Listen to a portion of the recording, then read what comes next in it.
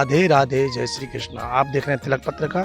मैं हूं आपके साथ सुशील गोस्वामी। ब्रज दर्शन की श्रृंखला में आज हम भगवान की जगह भगवान के एक भक्त से आपको परिचित करा रहे हैं और वो भक्त हैं पठान रस खान। पठान शब्द सुनकर आप जरूर चौंक गए होंगे कि मुस्लिम हैं फिर कृष्ण भक्त कैसे हैं।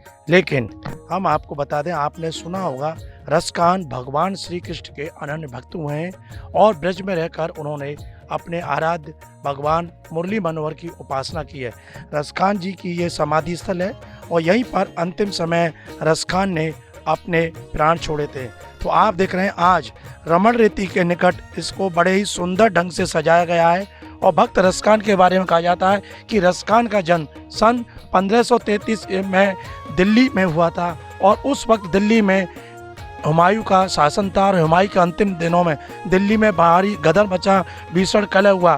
तो उससे त्रसित होकर दुखी होकर लगभग 17-18 साल की उम्र में रस खान दिल्ली से ब्रज की ओर चल दिए और यहाँ ब्रज में आकर भगवान कृष्ण के नाम और उनकी लीला स्थली को देखकर कहीं ना कहीं उनके मन में उनके प्रति अनुराग और आकर्षण पैदा हो गया। वो कभी गोवर्धन गए तो कभी बरसाना गए, कभी नंदगाम गए। यहाँ ब्रज के स्वरूप को देखकर धीरे धीरे और अपना जीवन उसमें खपा दिया और फिर रसखान ने सन 1970 में गोकुल पहुंचे और वहाँ जो पुष्टि मार्ग संप्रदाय के प्रवर्तक महाप्रभु बल्लभाचार्य जी के पुत्र थे विठलनाथ जी, उनसे दीक्षा लेकर वे पुष्टि संप्रदाय में शामिल हो गए और उसके बाद निरंतर इसी क्षेत्र में रहकर वो भगवान कृष्ण की आराधना करने लगे। और आज अपने एमए हो या बीए हो या हाई स्कूल हो या इंटर, हर जगह के जो अपना हिंदी का कोर्स है उसमें कहीं ना कहीं रसखान के कवित दुआ सवैया वो ज़रूर मिलते हैं। उन पर आज कितने विद्वानों ने रिसर्च किया है और उसकी तह में गए कि आखिर ऐसा क्या था इस ब्रज में और ब्रज के कन्हैया में जो रसखान जैसे पठान ने अपने धर्म को, अपने सल्तनत को त्याग कर वो ब्रज में आ गए और कन्हैया के होकर रह गए। तो उन्हीं रसखान की समाधि स्थल को उत्तर प्रदेश सरकार ने बड़े सुंदर ढंग से सजाया है। जितने भी तीर्थयात्री आते हैं वो इस जगह पर जरूर आते हैं और यहाँ देखते हैं कि रसखान की जो समाधि है तो आखिर ऐसी क्या बात है कि यहाँ ब्रज में एक मुस्लिम भक्त की समाधि को इतना सौंदर्यीकरण करके इतना आकर्षक बनाया है। सन 1614 में उन्होंने अपनी प्रेम वाटिका नामक ग्रंथ की रचना की थी जिसमें 13 दोहे मिलते हैं और वो सभी भगवान श्री कृष्ण को समर्पित हैं। और इसी तरह से उनके लगभग 225 सवैया हैं, 20 कवित्त हैं, 5 पद हैं जो वर्तमान में प्राप्त हैं और इनके ऊपर बहुत सारे हिंदी के विद्वानों ने रिसर्च किया है।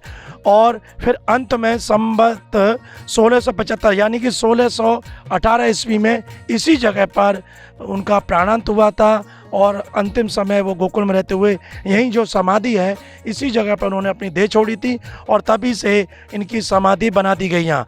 तो 451 वर्ष पूर्व हुए ऐसे कृष्ण भक्त रसखान जिन्होंने ठेठ ब्रज भाषा में और एक मुस्लिम होते हुए कृष्ण की आराधना की और कृष्ण को प्राप्त किया। तो भगवान ने यही कहा है कि जाति धर्म से परे हैं, जो उनसे प्रेम करता है फिर वो उसके हाथों बिक जाते हैं। पहले केवल ये लाल पत्थर की समाधि थी, इसके अलावा यहाँ वृक्ष आदि तो थे लेकिन चारों तरफ कटीली झाड़ियाँ थी, ऊबड़ खाबड़ था।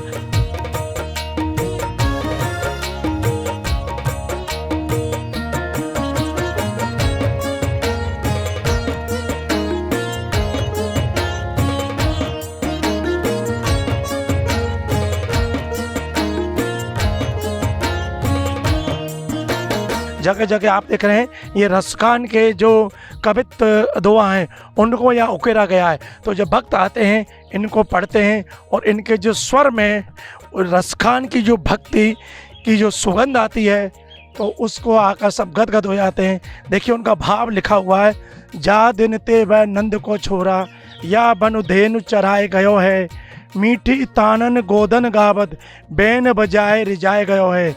वाह दिन सो कछु टोना सो कह रसकान हिये में समाये गयो है। कोऊ न कहूँ कोई कान करे सिगरो ब्रज वीर बिकाए गयो है। कितना सुंदर भाव लिखा है। और ये इसको शब्दों को देख के लगता है कि जब रसकान ब्रज में आए होंगे और यहाँ भगवान कृष्ण के प्रति पहली बार जब उनका आकर्षण हुआ है तो उसी को उन्होंने कहा है कि जा दिन ते, मानी उस दिन से नंद का जो छोरा है भगवान कृष्ण है। और जब वो इस वन में धेनु गाय चराते हुए जा रहे हैं, मीठी बंसी की तान बजा रहे हैं और उससे सबको ले जा रहे हैं, तो ऐसा लग रहा है कि उनकी बांसुरी की जो तान है वो कुछ उनके ऊपर जादू कर गई है।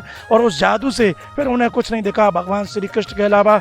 और उन्हीं के अनुराग में वो रसकान थे, उनके हृदय में भगवान कृष्ण समा गए। और फिर उन्होंने कहा कि उसका कोई उपाय किसी के पास नहीं रहा, क्योंकि सबरा जो उन्होंने कहा सिगरो ब्रज वीर बिकाए गो, जैसे संपूर्ण ब्रज भगवान कृष्ण के ऊपर बिकिया। तो ऐसे यहाँ सैकड़ों जगह पर शिला पट्टिकाओं पर उनके कवित्व दोहा छंद यहाँ उकेरे हुए हैं।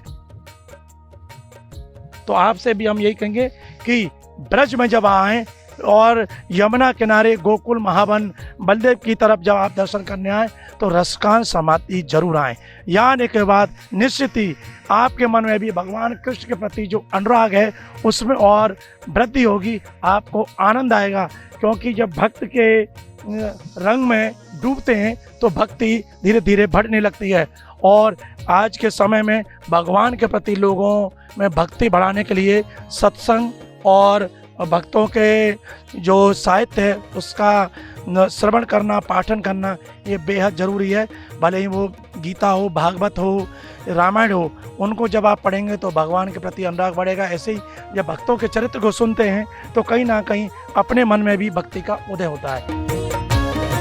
तिलक पत्रिका के लिए अपने साथी कैमरा पर्सन रिंकू वर्मा के साथ सुशील गोस्वामी।